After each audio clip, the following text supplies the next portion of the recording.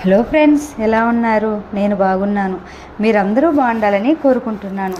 ఇప్పుడు కథలోకి వెళ్ళిపోదామా? మరి కథ పేరు మీ వారే మా శ్రీవారు. చాలా పెద్ద ఉత్తరం రాసిందే అనుకుని చదవసాగింది. డియర్ రజని, ఆలస్యంగా ఉత్తరం రాస్తున్నందుకు క్షమించమని ముందుగా రాస్తున్నాను. తర్వాత విషయాలన్నీ రాస్తాను. నేను క్షేమం, నీవు, మీ నాన్నగారు, బామ్మ అందరూ క్షేమమని తలంచున్నాను. నేను ఆలస్యంగా ఉత్తరం రాయటానికి కారణం ఉంది. అది వివరంగా రాస్తాను. అది చదివి నీ అభిప్రాయం రాయగలవు. మొన్న నీ దగ్గరకు వచ్చేసరికి ఇక్కడ ఒక సంఘటన జరిగింది. అది నీకు చెప్పాలని అనుకున్నాను, కానీ నువ్వేమంటావోనని సిగ్గుతో చెప్పలేకపోయాను. కానీ మన ఇద్దరి మధ్య రహస్యాలు ఉండవు కదా. నీకు తెలియజేయకపోతే మన స్నేహానికి ద్రోహం చేసిన దాన్ని అవుతాను. అదీగాక ఇప్పుడు వివరంగా తెలియజేయక తప్పదు. నేను నీ దగ్గరకు వచ్చినప్పుడు చూచాయిగా మన పెళ్లి విషయాలు ఎత్తాను. నువ్వు చేసుకునే వాళ్ళను నేను చేసుకునే వాళ్ళను నువ్వు తప్పక చూసి ఓకే చేయాలని. అప్పుడు నువ్వు బాగా రెట్టించి ఉంటే నా విషయం అప్పుడే బయటపడి ఉండేది. ఇంతకీ అదేమంటే, ఇక్కడ మా ఇంటి సమీపంలో కొంతమంది అబ్బాయిలు ఒక ఇల్లు తీసుకుని చదువుకుంటున్నారు. వాళ్ళంతా యూనివర్సిటీలో చదువుతున్నారు. అందరూ కాబోయే పోస్ట్ గ్రాడ్యుయేటే. అందులో ఒకతను రోజు నన్ను గమనించేవాడు. నేను ఎక్కడికి వెళ్తే అక్కడికి వచ్చేవాడు. నా మీద తీగని కూడా వాళ్ళనిచ్చేవాడు కాదు. మంచి స్పోర్ట్స్ మ్యాన్. అతని పుణ్యమా అని నన్ను ఎవ్వరూ పల్లెత్తు మాట అనేవారు కాదు. ఇది ఒకందుకు మంచిదే లే అనుకున్నాను. కానీ అతను అంతటితో ఊరుకోలేదు. ఒకరోజు డైరెక్ట్గా మా ఇంటికి వచ్చి నన్ను పెళ్లి చేసుకుంటానని మా నాన్నగారిని అడిగాడు. మా ఇంట్లో అందరం ఆశ్చర్యపోయాము. అతని ధైర్యానికి నిజంగా దాసోహం అనాలనిపించింది. అంతకుముందే అతని మీద నాకు ప్రేమ అంకురించింది. ఈ సంఘటనలో అది మొలకెత్తనారంభించింది. మా నాన్నగారి కోపం వచ్చిన కాలేజీ కుర్రాలతో గొడవలు ఎందుకనే ఉద్దేశంతో పెళ్లి వ్యవహారాలు మాట్లాడవలసింది పెళ్ళికొడుకులు కాదు బాబు, మీ పెద్దవాళ్ళని తీసుకురా అని సర్ది చెప్పి పంపేశారు. తర్వాత అతని గురించి ఎంక్వైరీ చేశారు. ఆ అబ్బాయి మంచివాడేనని, బాగా కలిగిన వాళ్ళేనని తెలుసుకున్నారు. తర్వాత నాకు అతనితో మాట్లాడాలనిపించేది. నాన్నగారికి భయపడి మాట్లాడక ఊరుకున్నాను. అయినా అతను మాత్రం నన్ను వెంబడించటం మానలేదు. అయితే ఇది వరకులా వెర్రిగా వెంట తిరగటం కాక ఆరాధనగా చూస్తుండేవాడు. అతను నాలో ప్రశ్నార్థకంలా అయ్యాడు. కానీ అదే సమయంలో ఎవరూ ఊహించిన సంఘటన జరిగింది. అతను వాళ్ళ తల్లిదండ్రులను తీసుకుని మా ఇంటికి వచ్చాడు. నిజంగా మేమంతా విస్తుపోయాం. అతని నిశ్చల ప్రేమకు నా మనసు కరిగిపోయింది. అతన్ని చూస్తుంటే నాకు ఎక్కడ లేని సిగ్గు ముంచుకొచ్చేది. వాళ్ళ తల్లిదండ్రులు కూడా చాలా మంచివాళ్ళు. వాళ్ళది ఏదో పల్లెటూరట. బాగా డబ్బున్న వాళ్ళు. ఇతను పెద్ద కొడుకు. మా వాళ్ళు మంచి చెడ్డ అన్నీ మాట్లాడుకున్నారు. వాళ్ళ కట్నం పైసా అడగలేదు. ఈ రోజుల్లో ఇటువంటి వాళ్ళు ఉంటారా అనిపించింది. నేను బాగా నచ్చాను వాళ్ళకి. ఈ సంవత్సరంతో అతనికి ఎంకామ్ అయిపోతుందంట. వెంటనే పెళ్లి చేయటానికి నిశ్చయించుకున్నారు. పెళ్ళైన తర్వాత నాకు ఇష్టమైతే చదువుకోవచ్చని అంతా నా ఇష్టమేనన్నారు. కొడుకులతో వరకట్నాల వ్యవహారాలు సాగించే ఈ రోజుల్లో ఇటువంటి వాళ్ళు ఉండటం వింతగా లేదు. అంతకంటే విచిత్రం ఏమిటంటే, చదువు కోసం ఇక్కడికి వస్తే వచ్చిన 2 నెలల్లో పెళ్లి కుదరటం. నిన్ననే ఆ పెళ్లి చూపుల తతంగమైంది. ఇప్పటికి జరిగిన సంగతులు ఇవి. అందుకే నీకు ఉత్తరాలు రాయటం ఆలస్యం చేశాను. ఈసారి క్షమిస్తావు కదూ? ఇప్పుడు నువ్వేమనుకుంటున్నావో నాకు తెలుసులే. అతన్ని నీకు చూపించాలని కదూ? తప్పక చూపిస్తాను. ఈసారి సెలవుల్లో అతన్ని తీసుకుని నీ దగ్గరకు వస్తాను. సరేనా? సరేలే కానీ నేను ఈ గొడవలో పడి ఉత్తరాలు రాయలేదు. మరి నువ్వెందుకు రాయలేదు? కొంపదీసి నువ్వు నాలా ప్రేమలో పడ్డావా? రజని, ఇప్పుడు మేమిద్దరం మాట్లాడుకోవడానికి మా వాళ్ళు ఎవరు అడ్డు చెప్పటం లేదు. అతను రోజు మా ఇంటికి వస్తాడు. 1 గంట అయినా మా ఇంటి దగ్గర గడపక మానడు. ఇప్పుడు నా మనసు ఎలా ఉందో ఉత్తరం రాయలేను, కానీ మనం ప్రత్యక్షంగా కలుసుకున్నప్పుడు తెలియజేస్తాను. ఈ ఉత్తరం అందిన తర్వాతనైనా నువ్వెందుకు ఉత్తరాలు రాయలేదో వివరంగా రాయాలి సుమా. నీ ఉత్తరం కోసం ఎదురు చూస్తూ నీ సుధా అంటూ ముగించింది. ఆ ఉత్తరం చదివి రజని ఆశ్చర్యపోయింది. ఇదేమిటి సుధా, తను ఇద్దరు ఒకేసారి ప్రేమలో పడ్డామా? తన విషయం దానికి తెలియజేస్తే ఏమంటుందో అని లేచి కాగితం పెన్ను తీసుకుంది. తన ప్రేమ దాని ప్రేమలా సుఖాంతం కాదు, అయినా దానికి వివరంగా తెలియజేయాలి అని ఉత్తరం రాయటానికి కూర్చుంది. నాన్న, వచ్చేటప్పుడు రంగారావు మామయ్య గారింటికి వెళ్ళాలన్నావు, వెళ్ళావా? కాళ్ళు కడుక్కొని ఇంట్లోకి వచ్చిన తండ్రిని అడిగింది రజని. లేదమ్మా, వెళ్ళాలనుకున్నాను, కానీ వెళ్తే వాడు 4-5 రోజులైనా ఉండమంటాడు. అందులోనూ ఈ మధ్య చాలా సంవత్సరాల నుండి ఇద్దరం కలుసుకోలేదు కదా, అసలు వదలడు. అందుకే వెళ్ళలేదు చెప్పారు రజనీ తండ్రి నారాయణ గారు. ఆయనకి ఈ మధ్య తీర్థయాత్రలు చేయాలనిపించి యాత్రా బస్సులో 1 రోజుల పాటు తిరిగి వచ్చారు. ఆయన ఊర్లు తిరిగి వచ్చే లోపున తన ప్రేమ వ్యవహారం జరిగిపోయింది. నారాయణ గారిని చూడగానే మా అమ్మగారి గుర్తుకొచ్చేది రజనీ పెళ్లి విషయం మాత్రమే. అదే విషయం నసగసాగింది. ఇప్పుడే కదా వచ్చాను, ఈ సంవత్సరం తప్పక చేద్దాము.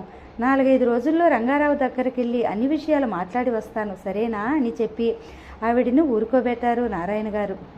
రజనీకి భయం వేసింది. వెంటనే రాజశేఖర్ విషయం చెప్పేయాలనిపించింది. కానీ తను ఎలా చెప్తుంది? ప్రేమ వ్యవహారం తండ్రితో చెప్పటమా? విన్నవాళ్ళకైనా తండ్రి అయినా ఏమనుకుంటారు? మనసులో దిగులుగా ఉంది. సరే, ఇంకా 4-5 రోజులుంది కదా, ఈ లోపల సీతమ్మ గారిని మంచి చేసుకుని ఆమె ద్వారా చెప్పిస్తే సరిపోయే.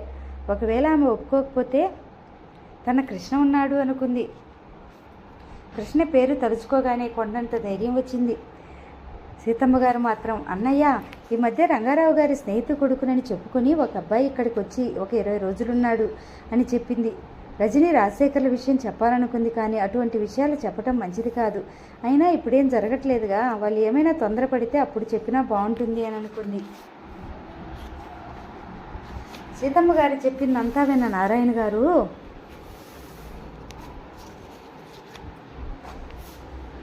రంగారావు స్నేహితుడా, ఎవరబ్బా అని చాలాసేపు ఆలోచించి, ఏమో ఈ మధ్య ఎవరైనా వ్యాపారరీత్యా కలిశారేమో అనుకున్నాడు.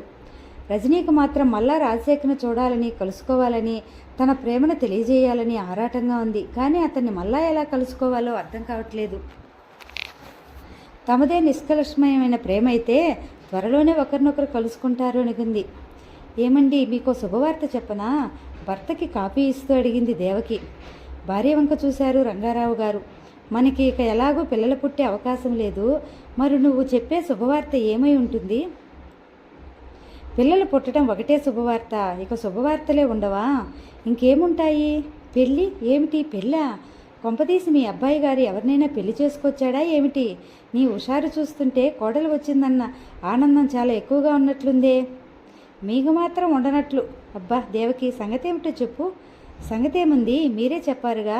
అయితే వాడు మన మాట వినకుండా అమ్మాయిని వరించడమే కాకుండా ఏకంగా పెళ్లాడే వచ్చాడన్నమాట. ఇప్పుడు మా నారాయణకి ఏం సమాధానం చెప్పాలి? వాడేమనుకుంటాడు? ఏమీ అనుకోడు, కానీ మీరేం కంగారు పడకండి. మా నారాయణ అన్నయ్యకు ఉత్తరం రాయండి. అవును, మరి ఉత్తరం రాయాలిగా. నా కొడుకు ఇలా ఘనకార్యం వెలగబట్టాడు, నన్ను క్షమించు అని రాయాలి, తప్పదు. అలా కాదు, త్వరలో పెళ్లి చూపులకు వస్తున్నామని రాయండి. రంగారావు గారు దేవకి వైపు అనుమానంగా చూశారు. దేవకి, నీకేమైనా మతిపోయిందా, లేక పైత్యం ఎక్కువైందా? నువ్వు మాట్లాడేదానికి ఒకదానికొకటి సంబంధం ఉందా? నన్ను సరిగ్గా చెప్పనిస్తే అన్నిటికీ అందరికీ సంబంధాలుంటాయి. సరే, ఆ చెప్పేదేదో త్వరగా చెప్పు. అవతల నాకు చాలా పనులున్నాయి. మన రాజా మా నారాయణ అన్నయ్య గారు అమ్మాయి రజనీని చూశాడట.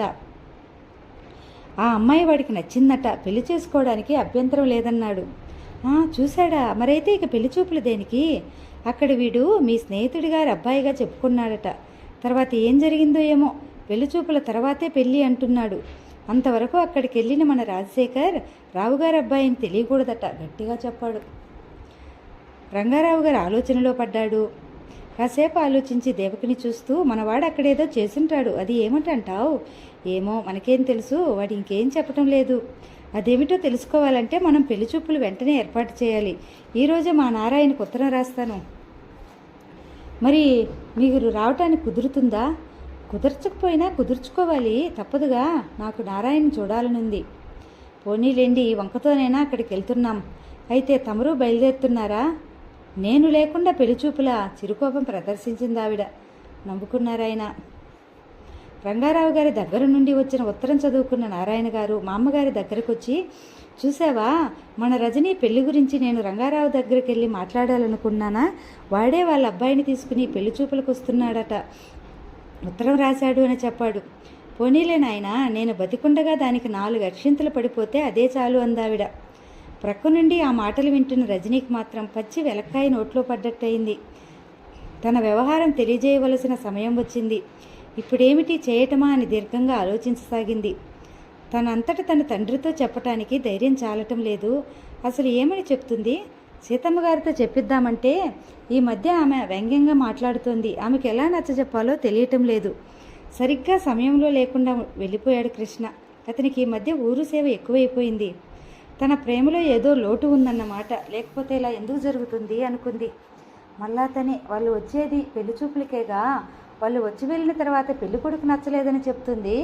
తన తండ్రి బలవంతంగా మాత్రం పెళ్లి చేయడు, ఆ సంగతి తనకు బాగా తెలుసు.